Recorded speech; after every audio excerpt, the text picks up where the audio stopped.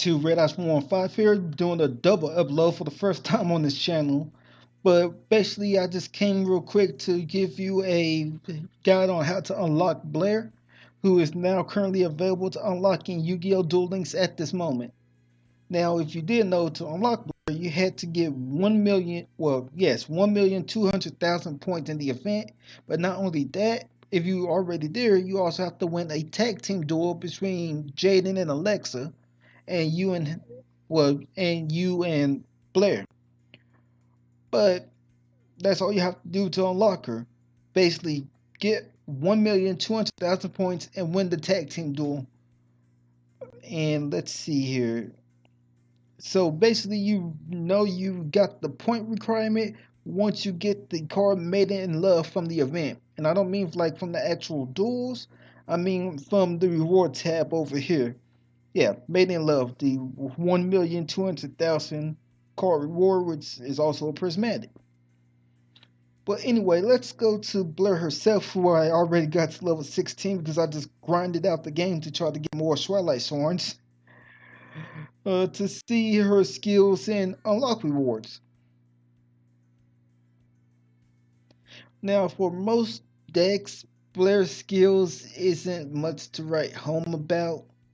Like, her skills that are literally only for her is to support the Maiden in Love, which I played a Maiden in Love deck for a little bit on her just to get the free gems off of her.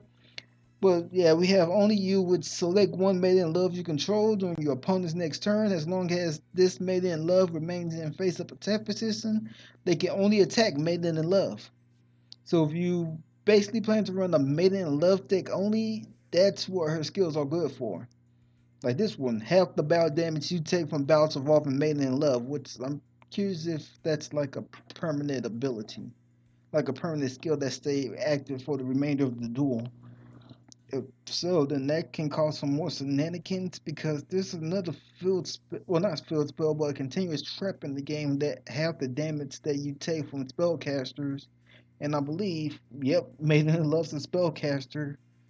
So you can really reduce the damage you take by a lot for Maiden Love and make a real good competitive deck for her. But we also have made the spell card the skill itself Made in Love. Select one or more monsters your opponent control up to the number of Made in Love cards you control, then place one maiden count on monsters you selected. The skill can only be used once per duel. Oh, that's okay. Her skills might make the card Made in Love a little bit more competitive than I thought. Cause like I would use this skill if I was playing a Made in Love deck and just keep comboing off with the equip spell. Made in action when you take control of an opponent monster with the effect. Okay, so the spell card that basically doubles the attack for the monster you jack. Then you got generic skills for her like level boost A, level augment, holy guard, which I believe is also on Taya. Yeah, it's on Taya and Luna, but I haven't unlocked Luna yet. You take no damage during your turn. See, then draw, and then this I'm using this skill on my Red Eyes deck and the Lightsworn deck I have on her at the moment, just so I can help level up faster. But I'm playing around mainly with a Lightsworn deck with her since that's the deck I'm planning to build, and I still need to find a deck that might be better to a character better be running it on. Which I'm thinking it might be the light and dark guys from the original series because I need to level them up anyway. Oh, don't worry, we're gonna get back to Blair. I'm just trying to find these characters real quick. Oh yeah, these guys. Like I think for Light Swans slash Twilight Swans, you would run these guys and probably be running the skill Light and Dark. Because you'll be running the Twilight engine. Oh, okay, apparently you can also run Rex Goodwin for this as well. But anyway, let's get back to Blair. So we can look over her level up rewards, which are pretty good. Not yet. We do that off camera, Blair. We'll do it off camera. But anyway, her starting off rewards isn't anything to write off about. Get some gems.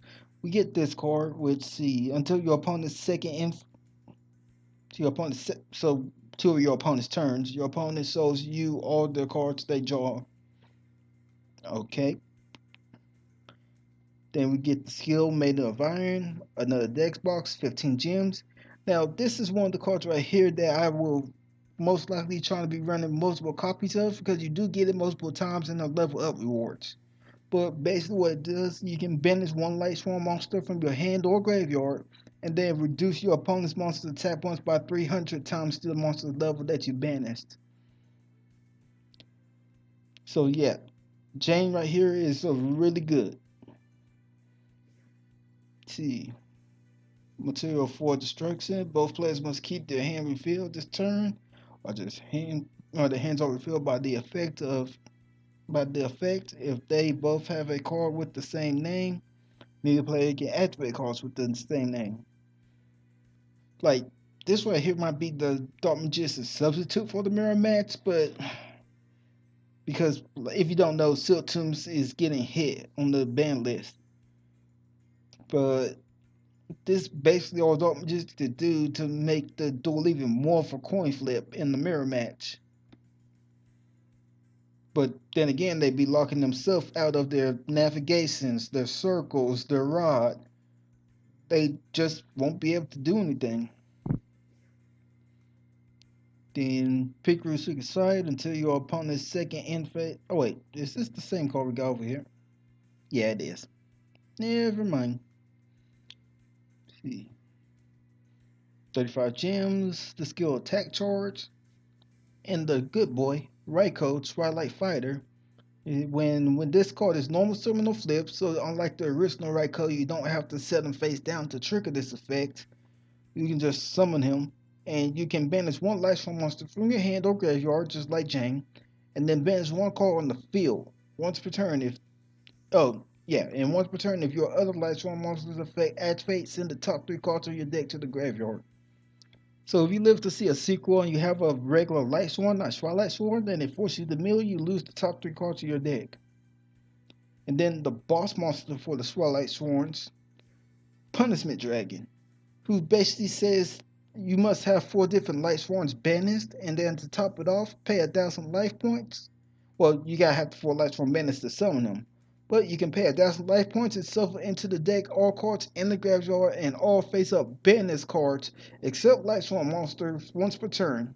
If a Lightstorm monster forces you to lose cards from the top of your deck, you lose the top 4 of your deck. So yeah, he basically helps reset the deck just like Michael did that I mentioned in my other video. Go check that out. A button will be like on the top somewhere, but hey. And then gems, another Jane, gems, Maiden in Action skill. We already went over that card. Another Raikou, another Judgment. Sorry, another Punishment, another Raikou, more gems, another Jane. Okay, so we get 3 copies of the card. Now this is another card that you basically have to max Blair out to get. Twilight Eraser, like you're not gonna pull its main effect off all the time, but at least you would get the special summon effect off for Twilight Eraser. But anyway, that is all of the cards in Blair for that gets level up rewards. Now, I see y'all in the next video. I have to get off camera and immediately start grinding out Blair's level up rewards. So I'm out. Peace.